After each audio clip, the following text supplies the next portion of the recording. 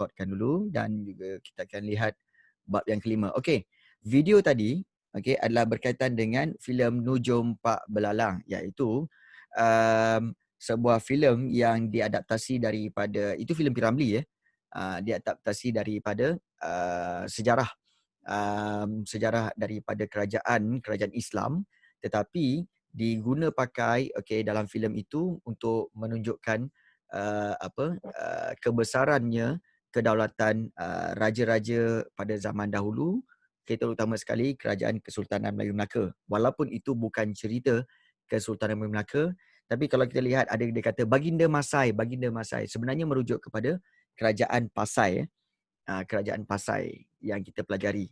Jadi dia ada kaitan jugalah. Dan dia sebenarnya teka-teki tu dia ada 4. Tadi baru 3 kan.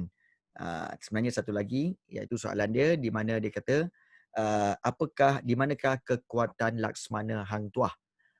Di kerisnya kah atau di tenaganya kah? Siapa tahu jawapan dia? Ada siapa di sini yang tahu jawapannya? Kalau ada tahu jawapan dia, mungkin boleh bagi tahu cikgu apakah jawapan bagi teka-teki itu. Apakah jawapannya? Tak tahu blur lagi Alright, tak apa. Alright.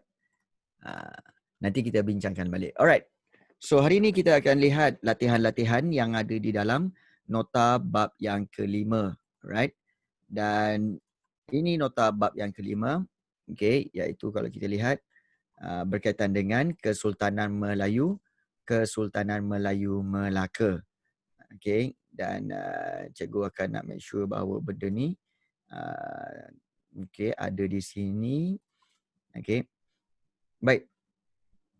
So kita dah belajar tentang pengasasan Kesultanan Melayu Melaka, kemudian kita dah belajar tentang kegemilangan Kesultanan Melayu Melaka daripada sudut perdagangan, perundangan, kepimpinan raja mereka dan juga kegemilangan dari sudut empayar yang luas, pusat penyebaran agama Islam, pusat perdagangan dan juga hubungan luar, dan akhirnya kita lihat pengakhiran Kesultanan Melayu Melaka. Dan kita telah pelajarinya. Dan pengakhiran itu yang agak menyedihkanlah. So hari ini kita akan buat latihan bersama-sama. So latihan di bahagian praktis berfokus PT3 ni. Dan praktis ini kita akan seperti biasalah soalan-soalan objektif. Dan juga diteruskan dengan soalan struktur dan juga soalan esei. So kita akan mulakan dengan soalan-soalan ini dan seperti biasa kita akan minta kepada para pelajar untuk bacakan soalan-soalan ini, bacakan soalan dan juga berikan jawapannya. So kita akan ikut susunan daripada senarai participants ataupun senarai peserta yang ada dalam kelas kita ni, senarai pelajar. Kita ada lebih kurang 14 orang ataupun 15 orang hari ini. Jadi kita akan bermula dengan Dahlia dulu. Dahlia soalan 1. Tak tahu Candy Crush soalan nombor 2. Fariba soalan nombor 3. Adam Aiman soalan nombor 4. Adlina soalan nombor 5. Ahmad Amjad soalan nombor 6. Dian Dalila soalan nombor 7. Farisha Damia soalan nombor 8. Husna Fazil soalan nombor 9. Dan soalan nombor 10 Iskandar. Soalan nombor 10 Iskandar. Jadi cikgu mohon untuk kamu kalau boleh onkan mic kamu dan juga bacakan soalan itu. Kalau bolehlah. So betul. Bukan. Fariba nombor 3. 1 Dahlia, 2 Candy Crush, 3 Fariba, 4 Adam Aiman, 5 Adlina, 6 Ahmad Amjad, 7 Dian Dalila, 8 Farisha Damia, 9 Husna Fazil dan 10 Iskandar. Baik. So mohon untuk Dahlia tolong bacakan Dahlia soalan nombor 1 tu. Boleh Dahlia? Tak boleh baca. Okeylah, cikgu bacalah. Soalan satu, gambar berikut menunjukkan pokok bakau yang terdapat di Melaka. So, apakah kepentingan tumbuhan tersebut kepada Melaka? Okey, adakah ianya untuk benteng pertahanan?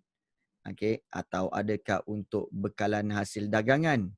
Atau petunjuk kepada pelayar atau perlindungan semula jadi? Jadi, jawapan yang diberikan oleh Dahlia ialah B, iaitu 1 dan 4. Okey, so 1 dan 4 B, okey, benteng pertahanan dan juga sebagai perlindungan semula jadi. So soalan nombor 1 jawapan dia memang B. Okey, terima kasih banyak Dahlia kerana jawapan kamu memang betul. Alright. So terima kasih banyak Dahlia ya. Okey. Soalan yang kedua. Okey. Silakan Candy Crush. Boleh bacakan? Okey. Dan berikan jawapannya. Silakan. Yang Candy Crush.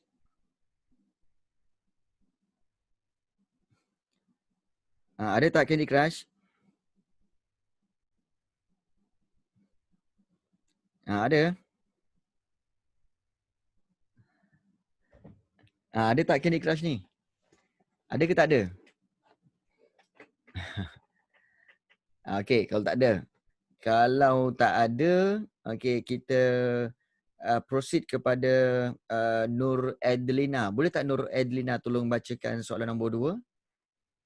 Okey, Nur Adlina. Boleh tak Nur Adlina bacakan soalan nombor 2 ini? Okey, dan boleh berikan jawapannya sekali? Boleh Adlina?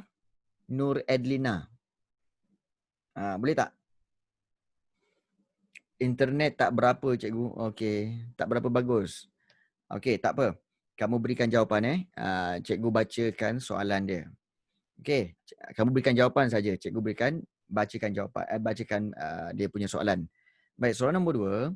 Maklumat berikut menggambarkan negeri Melaka semasa ketibaan para Meswara, iaitu bentuk muka bumi yang berbukit bukau, pokok bakau dan api-api yang tumbuh di pesisir pantai dan terlindung daripada tiupan angin monsun. Jadi, apakah nilai yang boleh dikaitkan dengan keadaan tersebut? Adakah nilai kegigihan? Adakah nilai kesyukuran? Atau keberanian? Atau nilai kebanggaan? Yang manakah agak-agaknya jawapan dia? Silakan Adlina. Adakah jawapan dia A, B, C atau D? Okay. Bayangkan kalau kamu jadi parameswara. Kamu tiba di Melaka, kamu lihat bentuk muka bumi berbukit bukau. Kemudian pokok bakau dan api-api tumbuh di pesisir pantai. Okey. Maknanya apa tahu? Bentuk muka bumi berbukit bukau. Kalau kamu jadi parameswara, kamu akan kata apa? Bagus ni untuk menjadi panduan kepada para pedagang untuk datang ke tempat ni. Kemudian kamu tengok pokok bakau dan api-api tumbuh di pesisir pantai. Kamu kata apa? Bagus ni. Okey, supaya apa? Supaya tidak mudah tempat ini tidak mudah diserang oleh musuh.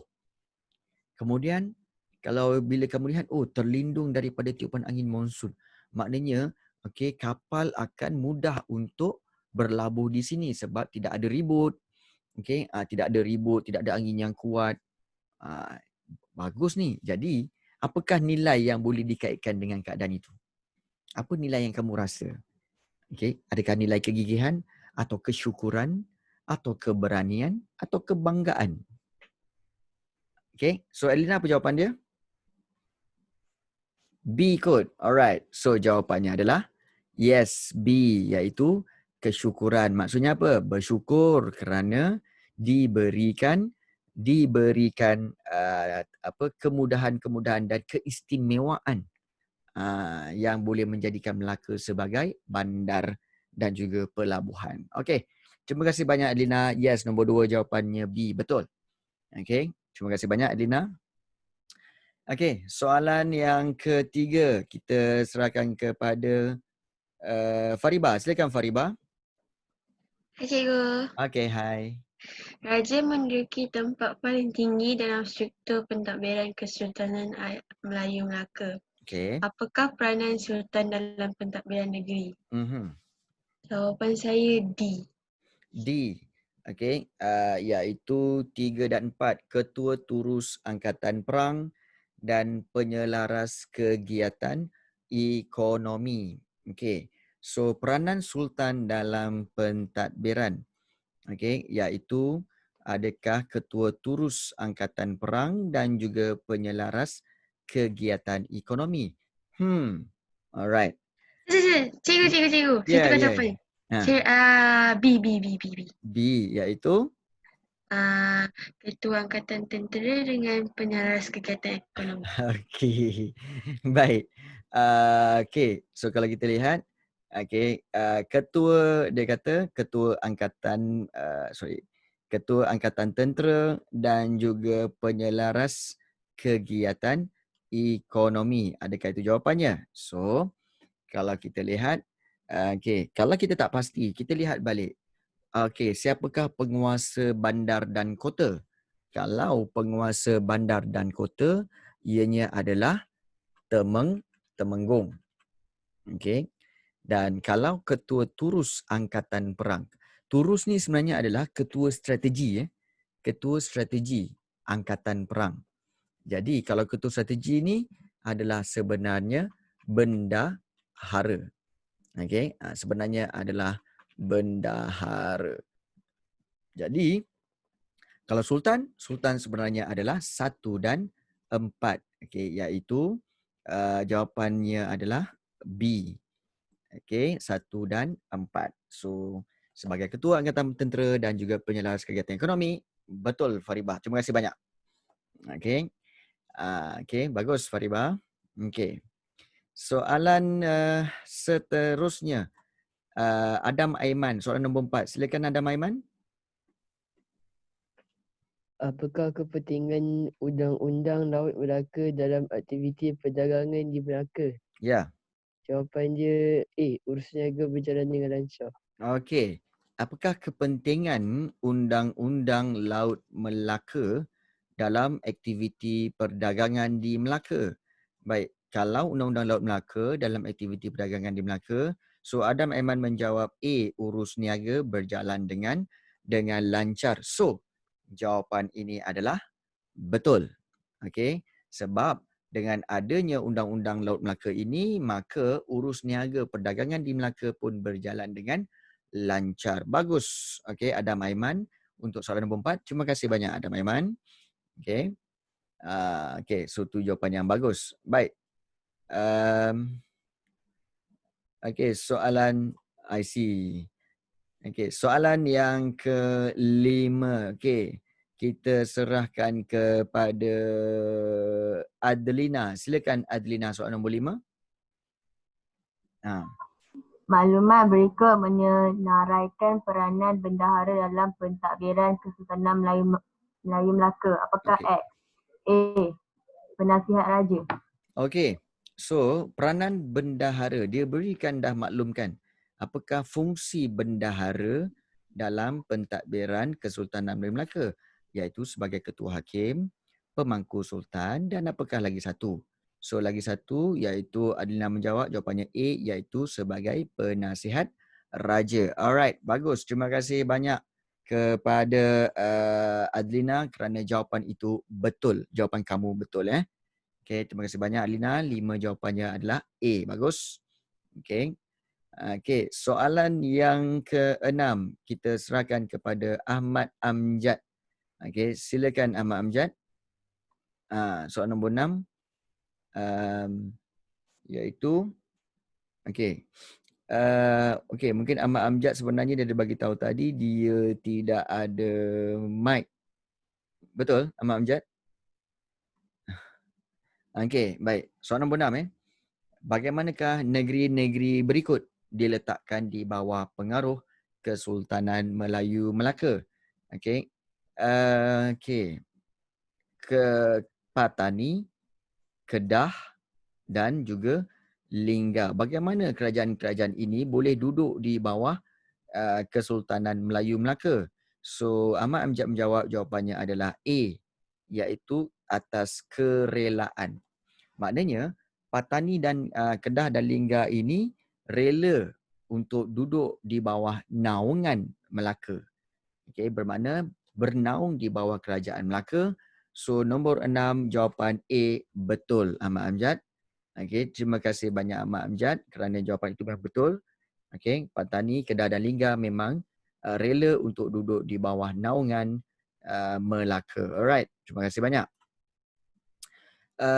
Soalan yang ke-7 kita serahkan kepada Dian Dalila. Silakan Dian Dalila untuk soalan nombor 7, tolong bacakan. Maklumat berikut menggambarkan kegemilangan Melaka dalam bidang perdagangan pada abad ke-15. Ke segala dagang atas angin dan bawah angin sekaliannya datang ke Melaka. Terlalu ramai bandar Melaka pada zaman itu. Apakah faktor yang membawa kepada keadaan tersebut? C. Okey. So kalau kita lihat, okey, apakah faktor yang membawa kepada keadaan tersebut? Baik, jawapannya adalah okey, kerana Dian Dalila menjawab kedudukan yang strategik. Okey, apabila kedudukan yang strategik, maka ramai para pedagang daripada luar negara telah datang ke Melaka untuk berdagang. So nombor 7 jawapannya adalah C. Yes, memang betul. Okey, terima kasih banyak untuk Dian Dalila. Bagus jawapan kamu ya. Okey. Soalan yang seterusnya, soalan ke-8. Okey, kita teruskan soalan ke-8 iaitu untuk Farisha Damia. Silakan bacakan Farisha Damia.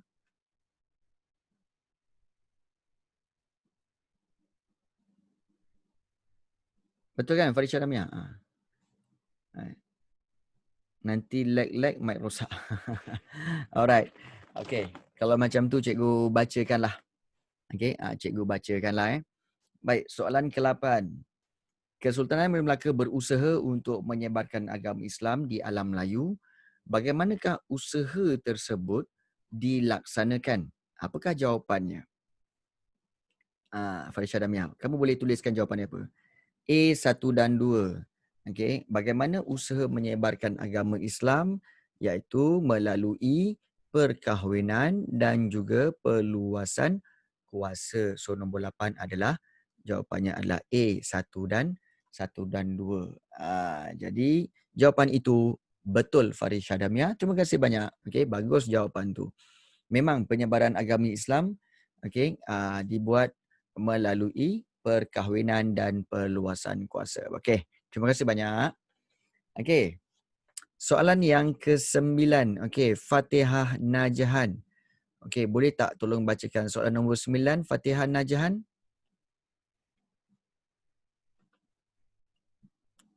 Ada tak Fatihah Najahan? Boleh tolong bacakan tak?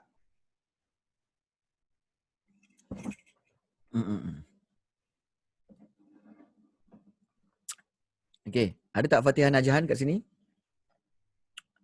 Okey, sama jugalah ni. Tak boleh baca lah ni. Alright. Kita lihat. Senarai berikut merupakan kurniaan. Okey. Kurniaan kerajaan Cina kepada para mesuara iaitu cap moho, payung kuning, sepersalinan pakaian. So, apakah kepentingan kurniaan tersebut? Kurniaan maknanya hadiah lah.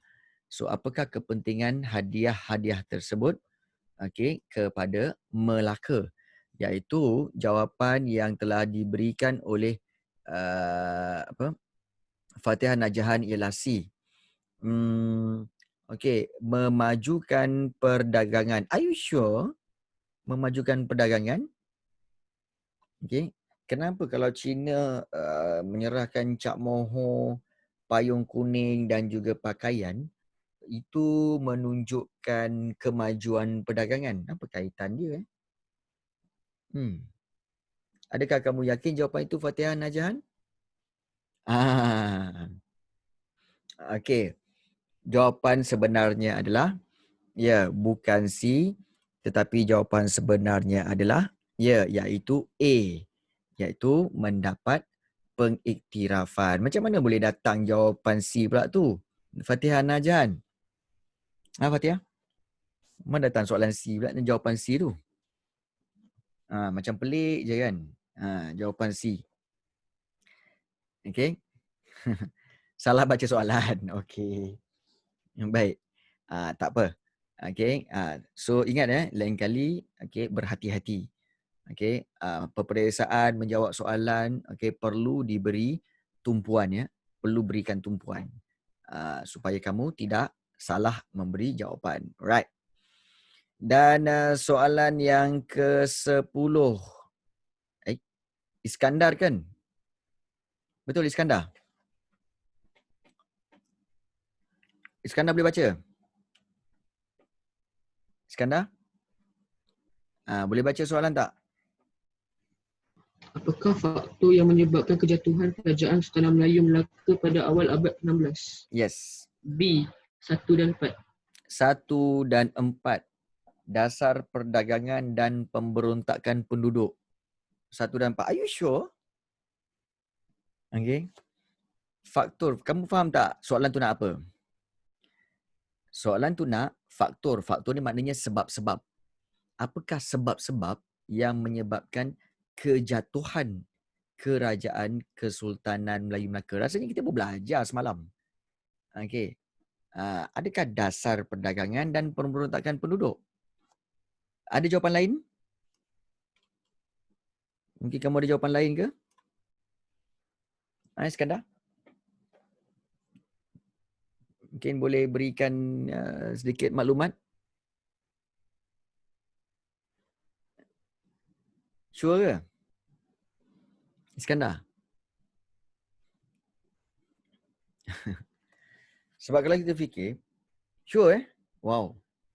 Okay, sure. Kejatuhan kerajaan Kesultanan Melayu Melaka kerana dasar perdagangan dan juga pemberontakan penduduk. Ada pemberontakan penduduk? Okay. Ada pemberontakan penduduk? Asal macam tak pernah dengar je. Okay. Macam tak pernah dengar je. Okay. Tak apa. Kalau Iskandar benar-benar sure tentang perkara itu, okay, mungkin kita boleh refer balik kepada nota kita.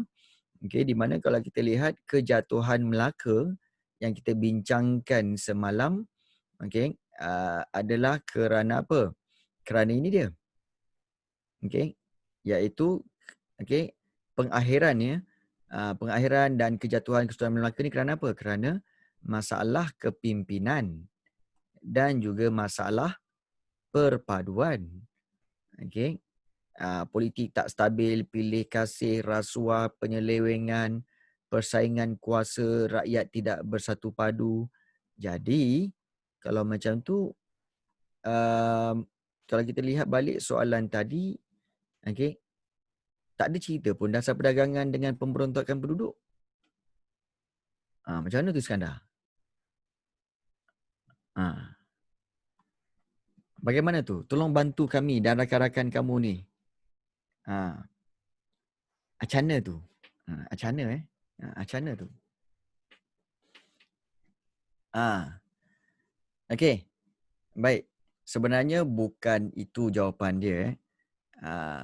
Oh ya, mungkin Iskandar. Iskandar semalam kelas tak join kelas malam Okey. Baik. Tak, alright, I see. Baik.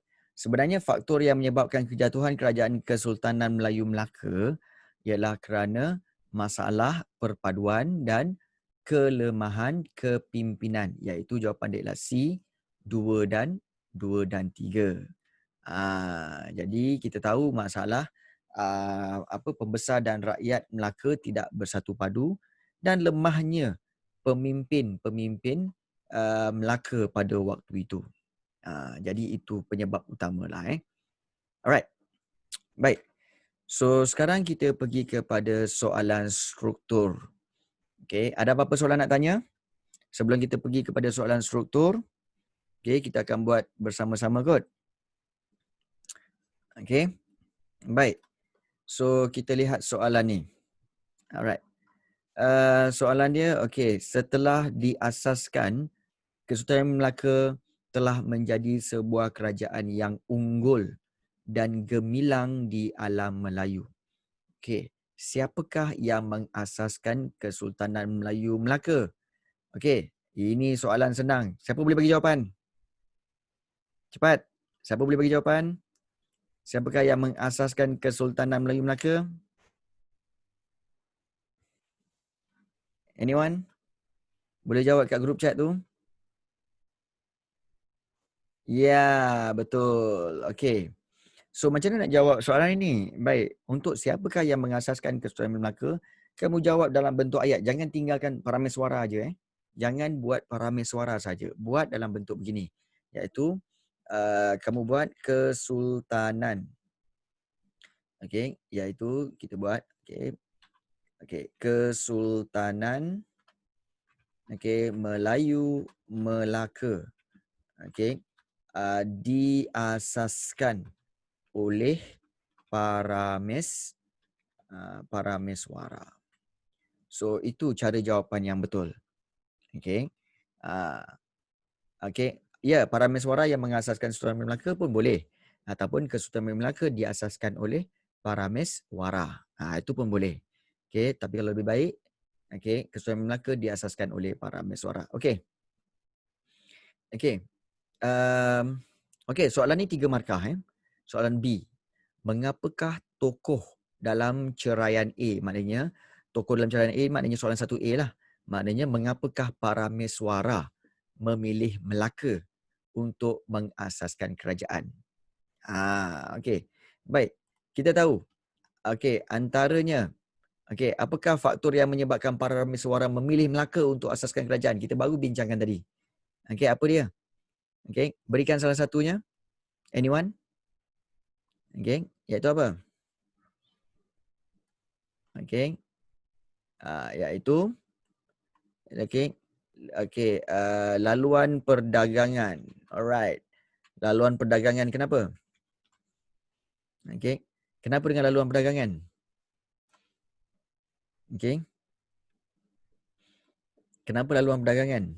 Masa tu Melaka tak ada lagi perdagangan, tapi parameswara baru nak buat. Takkan tiba-tiba laluan perdagangan? No. Okey. Itu kita kata macam kurang tepat sikitlah. Tapi apakah yang lebih tepat lagi? Yang lebih tepat lagi apa? Okey, yes. Okey, kita kata kedudukan yang strategik. Okey, kedudukan yang strategik. Okey, kerana boleh menjadi apa? Terletak di laluan perdagangan antara India dan China. Okey, lagi apa lagi? Okey. Kedudukan strategik, kemudian membolehkan mengawal laporan kapal. Okey. So, kedudukan strategik. Lagi apa lagi? Berikan satu lagi. Apa lagi satu? Okey, kedudukan yang strategik sebagai laluan perdagangan antara India dan China. Dan satu lagi apa? Iaitu banyak tadi. Kamu boleh cerita tentang apa? Terlindung daripada angin monsun. Yes. Okey. Terlindung daripada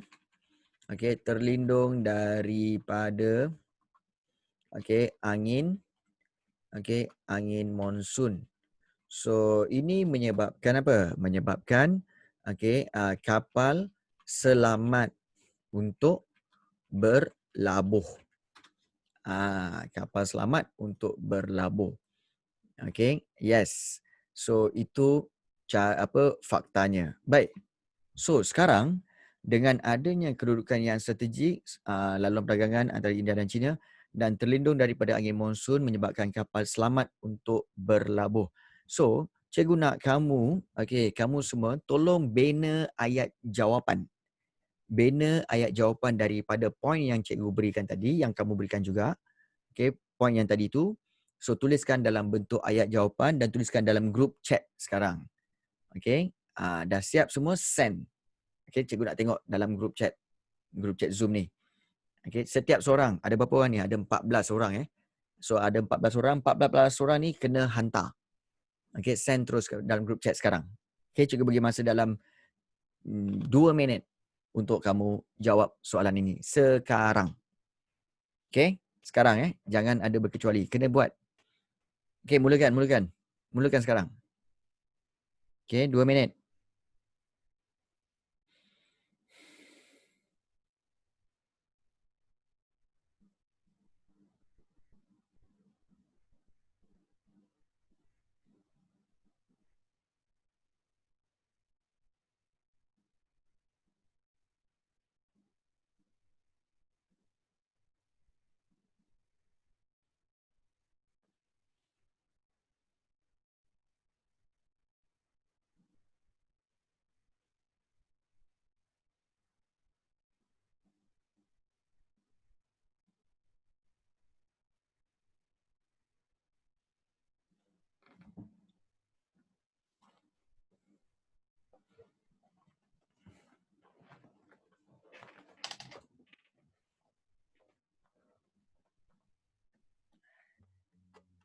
Cepat. Semua kena buat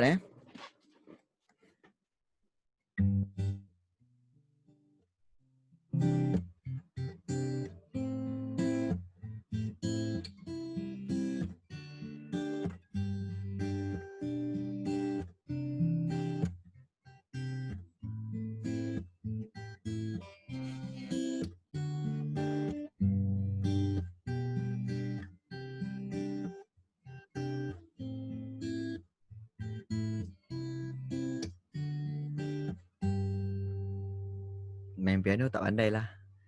Main gitar dengan drum boleh lah. Cepat jawapan.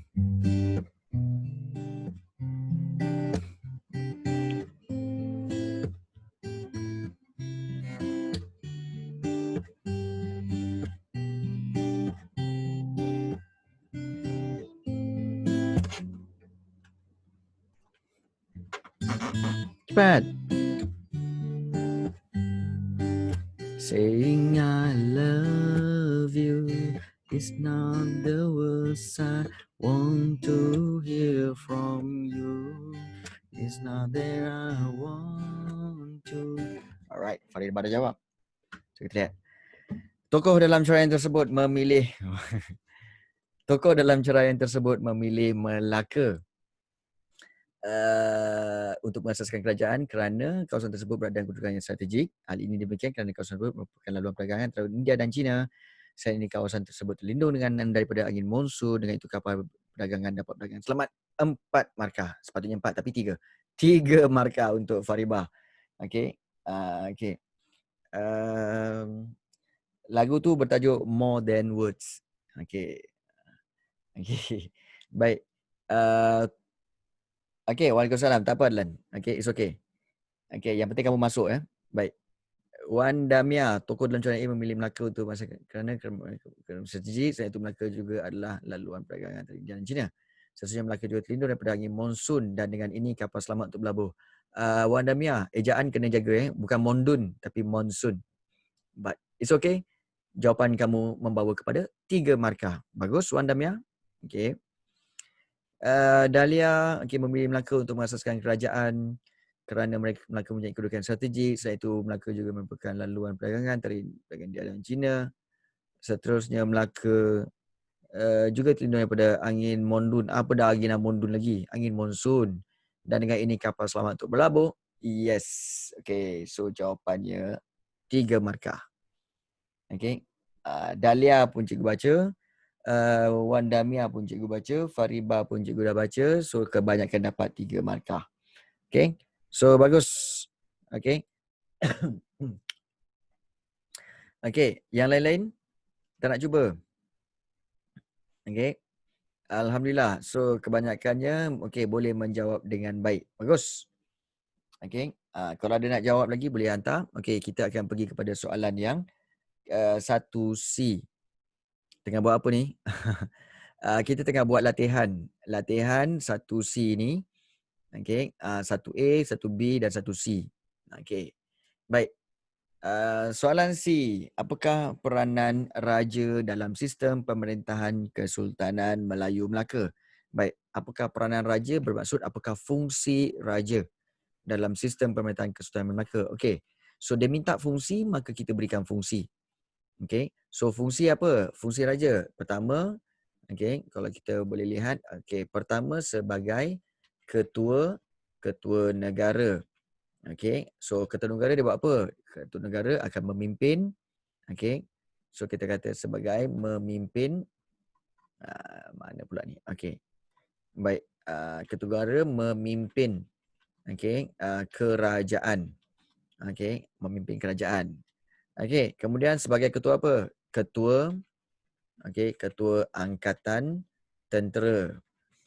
Okay. Ketua Angkatan Tentera. Okay. Selain daripada itu, apa lagi fungsi raja? Okay. Ketua negara, okay, Ketua Angkatan Tentera, dan juga satu lagi boleh berikan. Okay. Siapa boleh berikan satu lagi? Cikgu dah bagi 2 dah tu. Okay. Okay. Fungsi raja, peranan raja iaitu melindungi. Okay. So, Ketua Agama Islam. Alright, boleh juga. Ketua, yes. Ketua Agama Islam. Okay. Dan juga boleh tambahkan iaitu melindungi rakyat, maknanya adalah ketua negara memimpin kerajaan, ketua angkatan tentera untuk melindungi rakyat pun boleh juga. So kita tambahkan kat situ. Right? So ini fakta-fakta berkaitan dengan okay, soalan 1C. Okay. Baik. So dengan adanya ketiga-tiga ini, maka macam tadi juga, okay, ya. Okay, so Adlan bertanggungjawab menjalankan hubungan dengan negara luar. Okay. Peranan raja dalam, Adlan telah menjawab, peranan raja dalam sistem pemerintahan Kesultanan Melayu Melaka ialah ketua negara, ketua angkatan tentera dan ketua agama. Baik, kalau boleh, fakta-fakta yang ini sebab dia bawa 3 markah tau. So, kamu pecahkan kepada 2 ayat. Ya, pecahkan kepada 2 ayat supaya dia nampak panjang dan juga nampak boleh ada reasonable untuk diberikan 3 markah. Okay, 3 markah. So, cikgu berharap supaya kamu cuba jawab okay, menggunakan ayat jawapan yang terbaik untuk kamu dapatkan 3 markah dan letakkannya dalam grup chat sekarang. Okay, cuba untuk 15 orang pelajar yang ada dalam kelas ni untuk cuba buat sekarang. Adlan, kalau nak cuba lagi sekali pun boleh Adlan. Kalau nak cuba sekali lagi pun boleh Adlan. Jangan risau. 3 minit cikgu beri untuk kamu jawab. Silakan. Okay.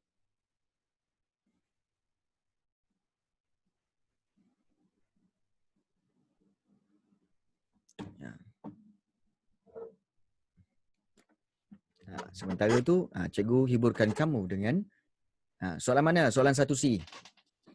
Soalan 1C ya.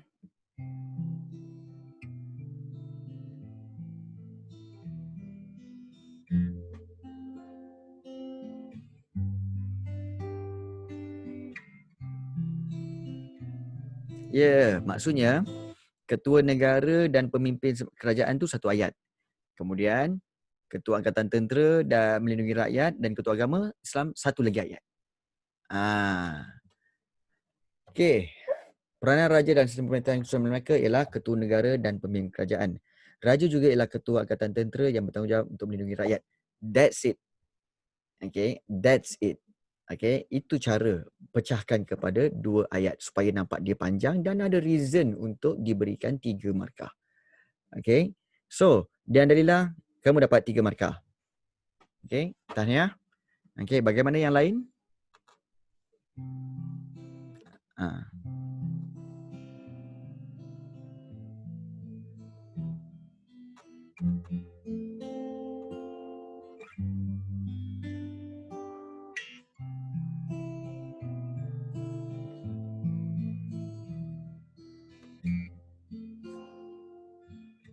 Peranan raja dalam sistem pemerintahan Kesultanan Melaka merupakan ketua negara bagi pemimpin kerajaan. Selain itu, raja juga berperanan sebagai ketua angkatan tentera demi melindungi rakyat. Yes. Okay. So, it's okay. Tetapi jawapan kamu tetap betul, Faribah. Okay. So, itu membawa kepada 3 markah. Okay, tahniah Faribah. Bagus. Okay, bagus. Okey, yang lain-lain? Boleh?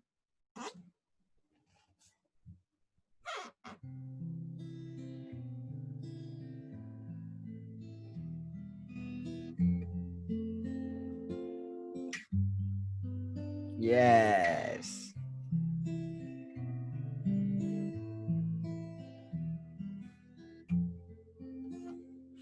Okey, Dahlia menjawab. Okey, merupakan ketua negara bagi pemimpin kerajaan. Selain itu, Raja juga peranan sebagai ketua angkatan tentera untuk melindungi rakyat. Okey, so itu membawa kepada 3 markah juga, Dahlia. Bagus. Okey, bagus.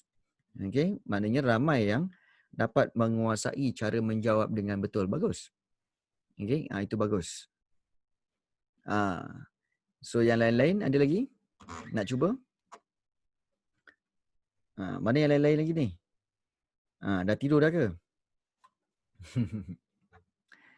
Beribu bintang di langit kini menghilang, beraba aku dalam kelam.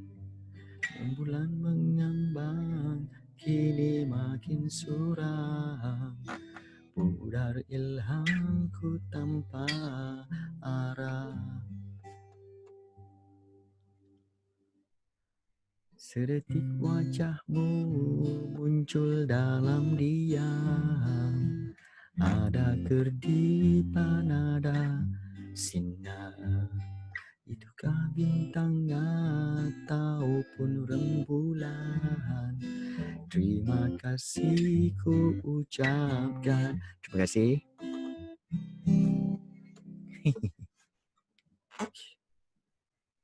Tak boleh banyak-banyak. Nanti wife cikgu bising. Alright. Okay, so yang lain macam mana? Okay. So, tak ada. Okay, kalau tak ada, kita pergi kepada oh ya ke Adlan? Alright. Okay, good.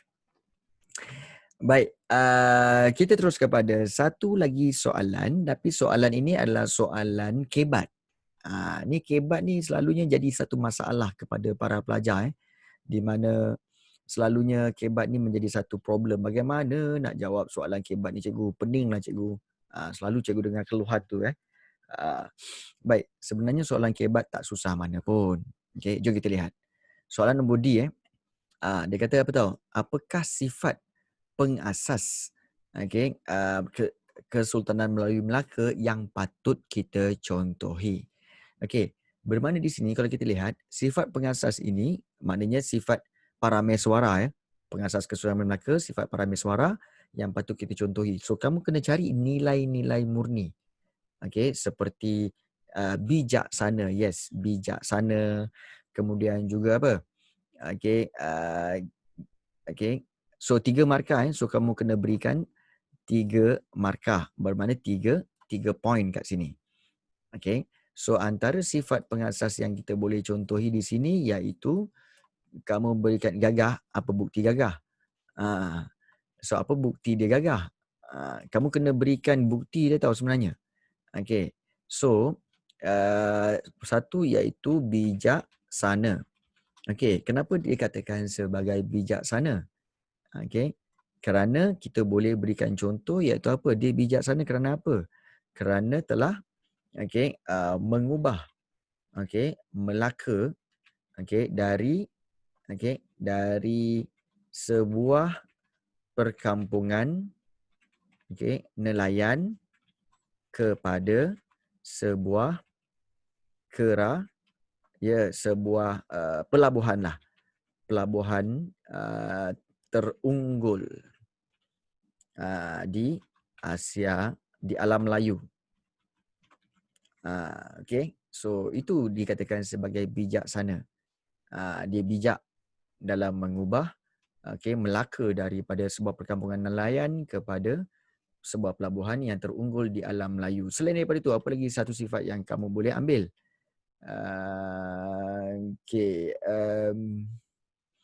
Untuk memastikan keselamatan, tidak juga. Satu lagi yang kamu boleh ambil iaitu satu lagi sifat dia iaitu gigih. Okay, gigih berusaha. Okay. So, bagaimana kegigihan ini berlaku? So, kalau kita lihat, cikgu kecilkan sikit font dia. Gigih berusaha iaitu kalau kita lihat parameswara. Okay, kalau kita lihat gigih dalam membentuk pentadbiran yang mantap. Gigih dalam membentuk pentadbiran yang mantap dan mantap bagi memerintah. Atau nak memerintah. Ayat paling baik mengurus. Menguruskan kerajaan. Bagi menguruskan kerajaan. So, ini antara dua nilai, bijaksana dan gigih berusaha. Jadi, ini dikatakan sebagai sifat pengasas, bijaksana dan gigih berusaha. Jadi, ini adalah bagaimana kita melihat parameswara yang mananya sifat dia ni patut dicontohi. Alright. So untuk latihan terakhir, cikgu nak kamu semua, kali ni semua tolong buat ayat jawapan daripada fakta-fakta yang diberikan ini. Untuk soalan kebat ini. Boleh tak? Bijaksana mengubah Melaka. Dari sebuah perkampungan nelayan kepada sebuah pelabuhan terunggu di alam Melayu dan juga gigi berusaha. Soalan D tu. Iaitu apakah sifat pengasas kesultanan Melaka yang patut kita contohi. So Faribah dah buat, iaitu dia kata sifat pengasas kesultanan Melaka yang patut kita contohi ialah kebijaksanaan mereka. Hal ini demikian kerana kesultanan Melaka telah mengubah Melaka dari sebuah perkampungan nelayan kepada sebuah pelabuhan terunggu di alam Melayu. Selain itu, kesultanan Melaka juga telah gigih berusaha bagi membentuk pentadbiran mantap bagi menguruskan kerajaan tersebut. Yes, that is 3 markah. Even though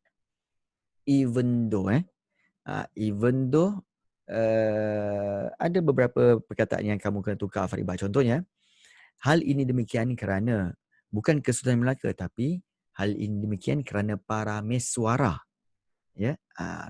Refer terus kepada orangnya.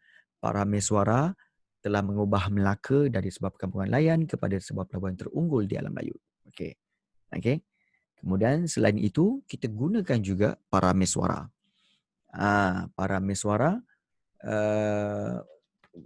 telah gigih berusaha membentuk pentadbiran yang mantap bagi menguruskan kerajaan tersebut. Ingat dia kata sifat pengasas. So kamu kena guna pengasas tu siapa? Parameswara. So gunakan perkataan parameswara tu. Alright. So tahniah Faribah, itu tetap membawa kepada 3 markah situ. So bagaimana yang lain-lain? Yang lain. This is how kita boleh terus lihat di mana kesilapan kita. Jangan takut dengan kesilapan sebab semua manusia akan buat silap. Tapi daripada kesilapan itulah kita boleh menjadi baik kerana apa? Kita memperbaikinya. Belajar untuk memperbaiki. Itu yang kita nak.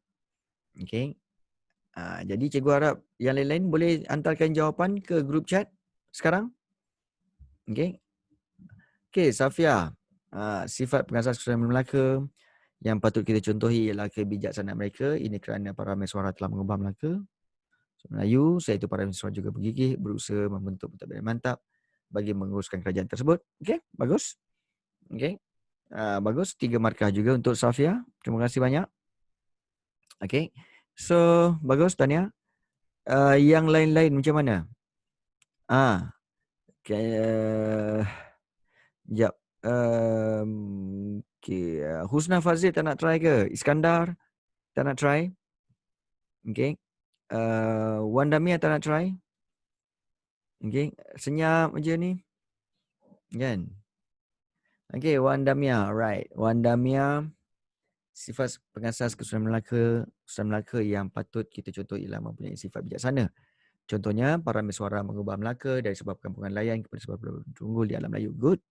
Selain itu sifat yang gigih berusaha. Contohnya, parameswara gigih dalam membentuk pentadbiran mantap bagi menguruskan kerajaan. That's bring you 3 points. Good, Wandam ya. Good. Okay. Dian Dalila. Sifat pengasas kesultanan Melaka yang patut kita contohi ialah bijaksana. Hal ini kerana para mesuara telah berjaya mengubah Melaka dari sebuah perkampungan nelayan kepada sebuah pelabuhan Songgol dalam Melayu. Selain itu, para mesuara juga seorang gigih berusaha. Hal ini kerana para mesuara gigih dalam membentuk pentadbiran mantap bagi menguruskan kerajaan pun bagus juga Dian Dalila. Bagus. Okey, 3 markah untuk Dian Dalila juga. Okey. Okey. Bagus. Okey, harus diingat bahawa kalau kita ada poin yang baik sekalipun tetapi kalau kita persembahkan dengan cara yang tak bagus, so kita kemungkinan besar itu akan mencacatkan markah kita. Ibaratkan orang nak buat kuih. Sekejap. Pada itu kebiasaan mereka kerana para saudara pengubah. Okey. 2, kemudian juga seorang gigih berusaha dalam membentuk sebuah kerajaan yang mantap. Okey, adalah 3 markah juga. Okey, contohnya, cikgu berikan Nescafe, cikgu berikan gula dan susu. 3. Okey, Nescafe, gula dan susu. Cikgu berikan kepada Adlan, cikgu bagi pada Safia, cikgu bagi kepada Afariba, cikgu bagi kepada Wandamia, cikgu bagi kepada Farisha Damia dan cikgu bagi kepada semua. Okey. Percaya tak bahawa bila semua buat air Nescafe tu dan serahkan pada cikgu, confirm rasanya berbeza-beza. Betul tak? Yeah. Okey. Confirm. Tak ngantuk tapi rasa mesti berbeza-beza. Sebab apa? Walaupun diberi bahan yang sama. Tapi mesti rasa berbeza-beza. Sebab apa? Sebab cara kamu mengacaunya, cara kamu mencampurkannya, cara kamu menuang air. So ada yang menambahkan air yang mendidih, ada yang tambah air panas saja, ada yang tambah air suam saja. Ada yang gula 2 sudu saja, ada yang gula 1 sudu saja. Okey. Jadi pastinya Nescafe berbeza-beza. Kan? Saya buat dengan penuh kasih sayang. Okey, terlebih 2 sudu. Okey. Namun begitu, bahan yang sama tapi dia punya rasa berbeza-beza. Kerana apa? Persembahannya. Ada yang kadang-kadang tak sedap. Sebab apa? Sebab kopinya sikit sangat, Nescafe-nya sikit sangat, tapi yang lebih gula dan susu. Ada yang Nescafe banyak sangat. Susu kurang. Gula 1 bekas. Itu nak buat air gula, Safia. Okey. Jadi bermakna di sini kan automatik kencing manis. Kencing manis potong kaki tu. So di sini kita lihat bahawa tengok potong kaki. Di sini kita lihat bahawa kalau diberi fakta macam mana sama sekalipun, tetapi jawapan pasti berbeza. Sebab apa? Bentuk persembahan yang kamu berikan. Jadi kita nak cari supaya apa tahu? Biar semua buat kopi, rasa dia rasa dia tetap lebih kurang, maknanya tidak ada banyak perubahan. Tidak terlalu pahit, tidak terlalu manis. Itu yang kita nak cari. Hampir sama je, hampir sama. Takkan sama tapi hampir sama. Begitu juga jawapan macam ni. Cikgu bagi fakta yang sama, tetapi dia hampir sama. Tapi itu hampir sama means betul lah. Jangan ada yang terlalu salah atau melampau-lampau pula ditambah-tambahnya kan. Tak nak. Kita just nice. Kita nak yang itu. Jadi itulah perumpamaannya. Ibaratkan diberikan Nescafe, gula dan juga susu. Diberikan pada kamu, confirm Nescafe masing-masing, rasa lain-lain. Inilah dia sebenarnya. Cikgu boleh je bagi poin kan, poin apa-apa, tapi confirm jawapan kamu berbeza-beza. So cikgu kena perhatikan supaya tidak terlalu banyak perbezaannya. Right. Jangan stress, chill dan relax. Yes, betul. Jangan stress. Chill dan relax je. Kelas cikgu, salah pun okey. Salah lagi okey. Bukan apa? Biar salah, kita boleh perbaikinya. Itu yang kita nak. Kalau satu kelas jawapan yang sama. Okey. Kalau satu kelas jawapan yang sama, sampaikan dia punya adalah dan, okey, yang, titik, semua sama, itu kopi. Maknanya itu tiru. Okey, itu tiru. Bermakna apa? Okey. Seorang bancuh air Nescafe, okey. Bancuh air Nescafe, kemudian dia tuang sorang sikit-sikit kan. Nah, bagi. Memanglah semua je sama. Maknanya punca daripada seorang. Punca daripada seorang buat kopi, kemudian dia agih-agihkan kopi tu. Memanglah rasa sama. Okey. Samalah macam tu. Bermakna seorang buat jawapan, yang lain-lain tiru. Bulat-bulat pula tu. Bulat-bulat. Sebenarnya tiru boleh je. Kan? Cikgu malah sebenarnya, cikgu amat menggalakkan kamu meniru. Jangan terkejut. Cikgu amat menggalakkan kamu meniru. Supaya kamu berjaya. Siapa sokong? Ini kenyataan berani ni. Okey, Husna Fazil kata, ya, saya menyokong. Pasal semua tak sedap. Okey. Okey. Ada pengaku. Okey. Tahu sebab apa? Sebab meniru itu bagus. Tak, sebenarnya tiru itu bagus. Okey, kamu tahu tak? Sebenarnya dalam sejarah kerajaan Jepun, okey, dia tak mahir dalam perindustrian. Tapi dia ambil kenderaan daripada barat, dia bawa ke Jepun, dia tiru dulu kenderaan itu, kemudian dia buat dia punya pengubahsuaian dan dia hasilkan kereta Jepun sendiri. Bermakna di sini permulaannya apa? Permulaannya dia tiru. Dia tiru. Dan sekarang kalau kita lihat, Jepun adalah salah sebuah negara yang memang hebat dalam pengeluaran kenderaan. Okay? Yes. Maknanya meniru tu bagus. Meniru tu bagus. Tapi mungkin ramai yang kata, habis cikgu, ramai yang kata, oh tiru, tak baik tiru. Tak baik tiru, tak boleh tiru. Kerana apa? Siapa boleh jawab? Yes, so that we can learn. Yes, betul Ustaz Fazil. Yes, kita boleh belajar. Okay. Yeah, betul Safia. Yang tak boleh tiru waktu exam. Siapa suruh tiru waktu exam? Tirulah waktu sebelum exam.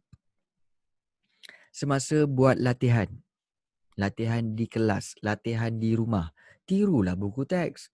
Tirulah jawapan. Kan? Tirulah kat internet. Tiru. Itu sebenarnya. Itulah tiru yang betul.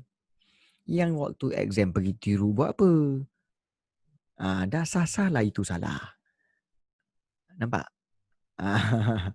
Jadi cikgu tidak menggalak. Cikgu melarang keras untuk kamu tiru dalam exam. Tapi tiru di luar exam itu wajib. Malah wajib lagi. Tiru luar exam itu perlu. Supaya kamu boleh belajar. Bukan tiru waktu exam. Tiru waktu exam jangan cakap, oh tiru waktu exam. Cikgu Rafi cakap boleh je. Jangan memandai. Jangan memandai-mandai.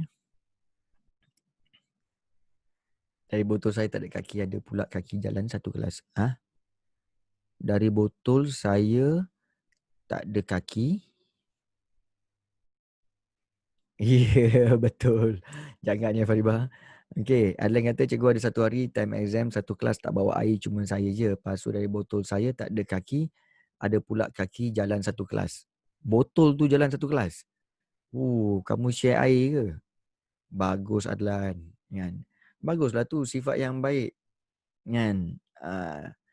Okey. Bagus tu. Tak pasal-pasal. Okey.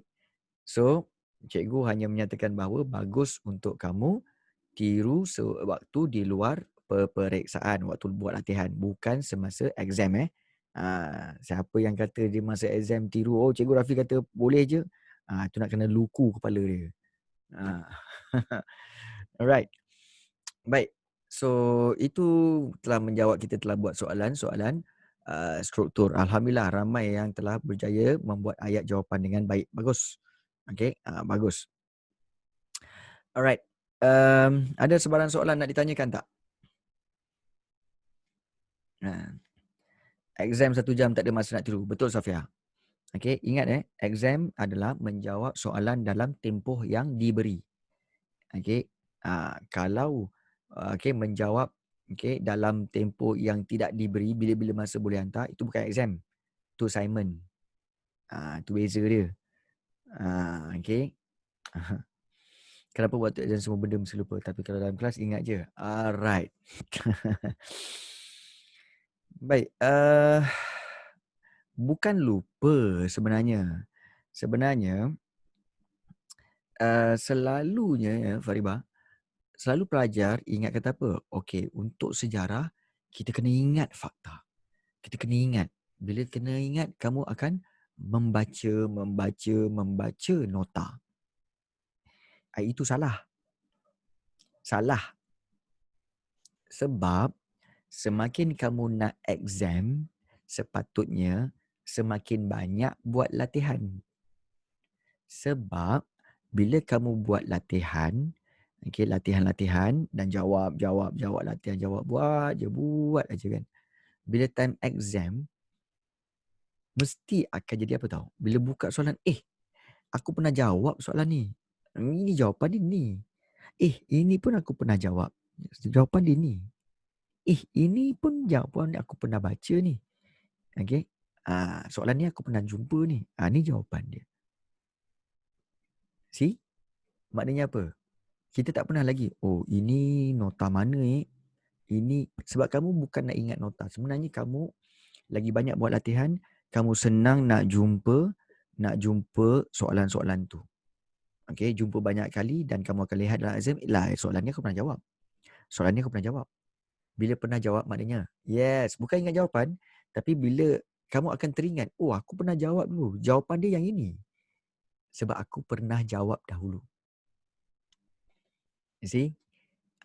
Jadi lagi banyak latihan, lagi bagus. Bukan lagi banyak baca nota. Lagi banyak latihan, lagi bagus. Sebab nanti bila jumpa soalan tu, memang taklah nak baca satu buku. Baik. Tak faham kenapa budak lelaki baca buku 10 minit sebelum exam dapat result A. Alright. Baik. Biar cikgu bagi tahu. Okey, ada 2 sebab. Sebab yang pertama, kamu kena faham.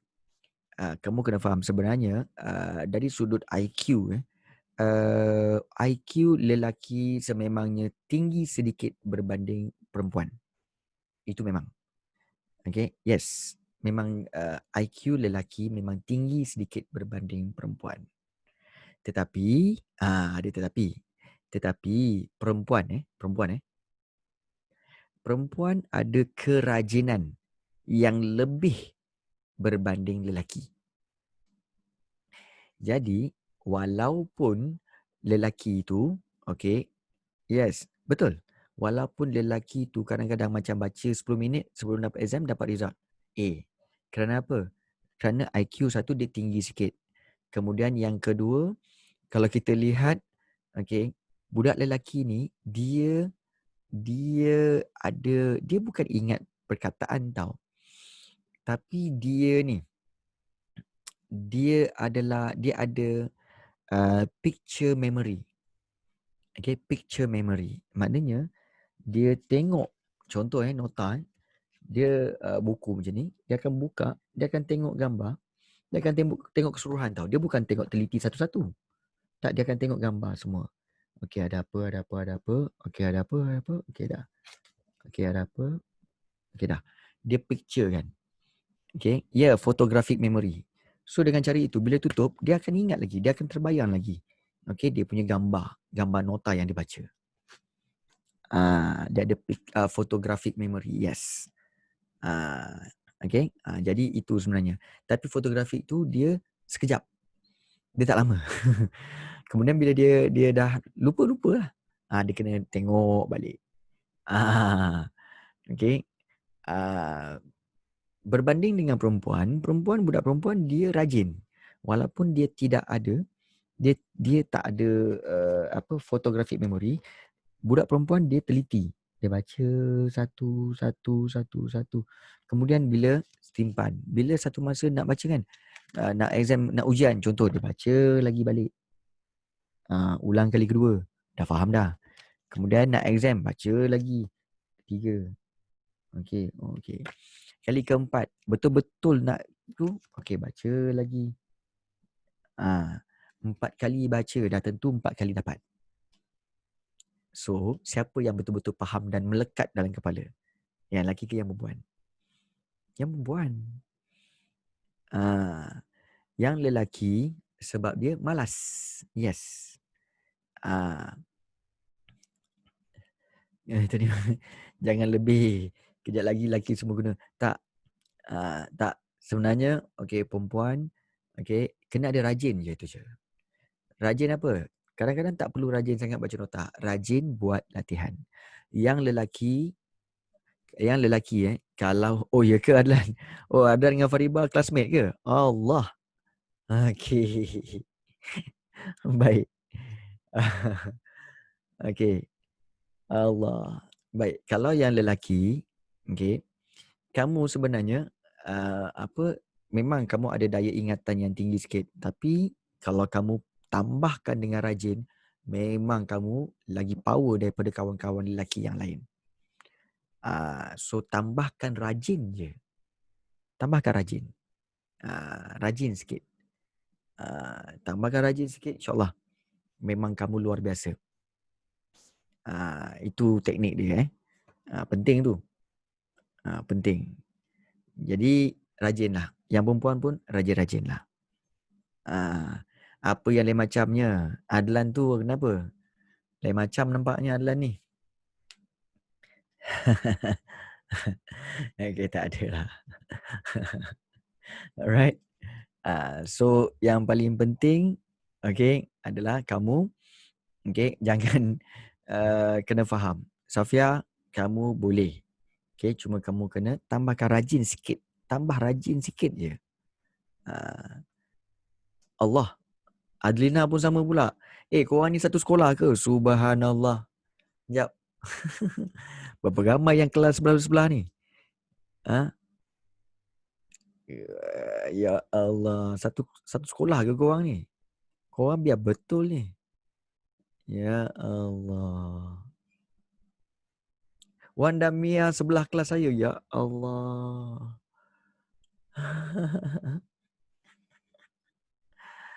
Allahu Akbar. Sekolah mana ni?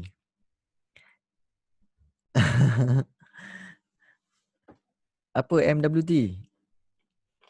MWT apa? Melawati. Okay, SMK Melawati ke?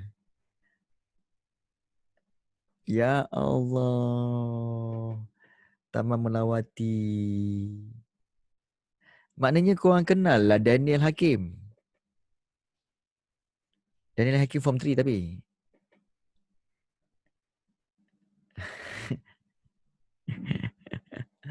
Oh ya ke? Ya Allah. Okey. Ramai rupanya satu sekolah. Korang ni. Tak apalah. Macam ni je lah. Kalau ramai-ramai daripada satu sekolah ni, ramai-ramai kawan-kawan kamu semua masuk juga kelas cikgu, kelas sejarah cikgu. Cikgu bagi diskaun lah kat korang. Memang ramai korang, budak-budak korang ni daripada sana kan, join kelas cikgu. Cikgu bagi diskaun je lah. Kan? Boleh promote. Hello Husna. Bukan sate sekolah. Satu. Husna sekolah mana Husna? Lapar sangat tu.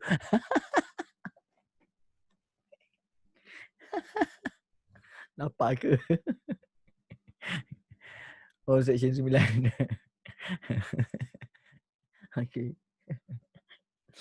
Aduh yai. Tak apa. Alright. Okay. So Okay. Alright. Terima kasih banyak untuk kelas kita pada hari ini. Ianya sangat menarik sebenarnya. Okay. Dan kamu rasa penggunaan mikrofon ni memberi impact yang baik tak? Adakah ianya memberi kesan yang best tak? Ataupun bagus tak penggunaan mic ni? Okay. Okay Alright. Okay. Alhamdulillah. Maknanya lebih jelas lah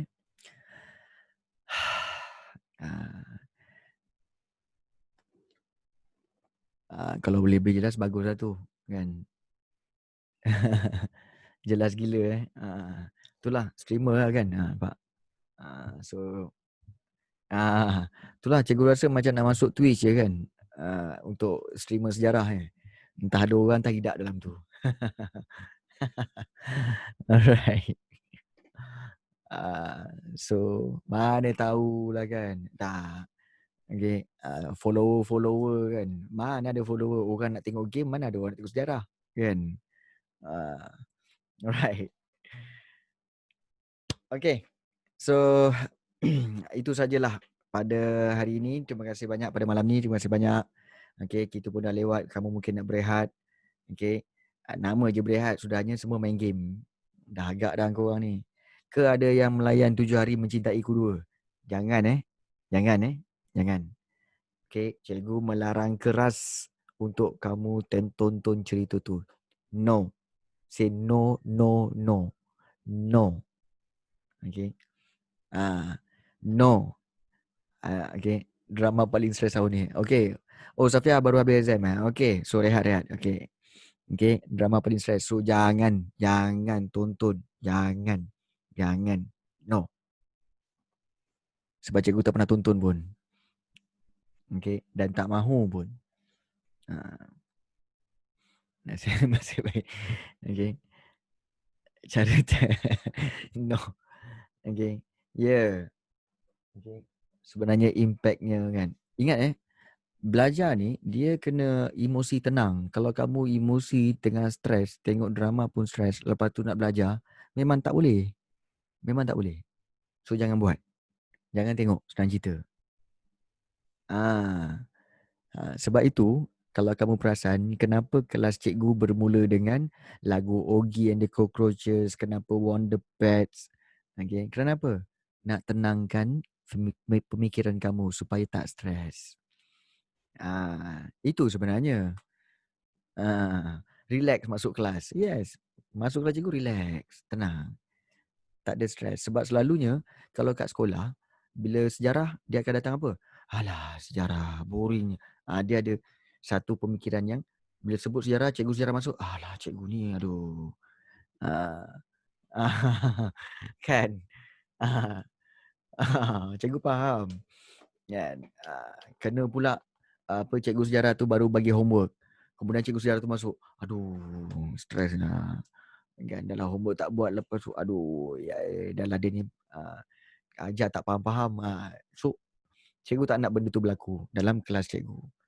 Okay. Sekali murid dengan cikgu stres. Lagilah Safia, cikgu sejarah, saya cikgu disiplin. Mampus. Kan? Siaplah. Kan? Jadi sebab itu cikgu tak nak stres. Mulakan kelas dengan apa? Dengan Wonder Pets. Kami datang kan? Apa yang penting kerja sama. So macam okay, kita cool. Kan? Kan? Jadi tak perlu stres. Kan? Okay. So esok cikgu akan berikan link untuk kamu jawab latihan-latihan tu. Okay, seperti biasa walaupun latihan tu tak perlu print out pun, hanya just isi dalam Google Forms, submit dah. Okay, submit itu saja. Okay, yes. Thanks Iskandar. Okay, please come and join the class. Okay, please come and join again. Okay, don't worry. Bagi tahu orang. Okay, ramai-ramai. Please join this class. Okay.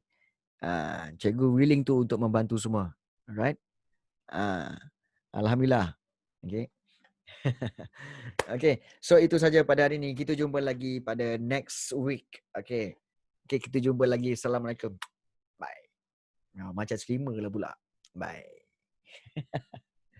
Okay, good night. Okay, bye. Finally saya boleh tidur. Okay, Husna. Okay. Okay, bye Safia. Okay, bye Adlan. Okay, Amjad.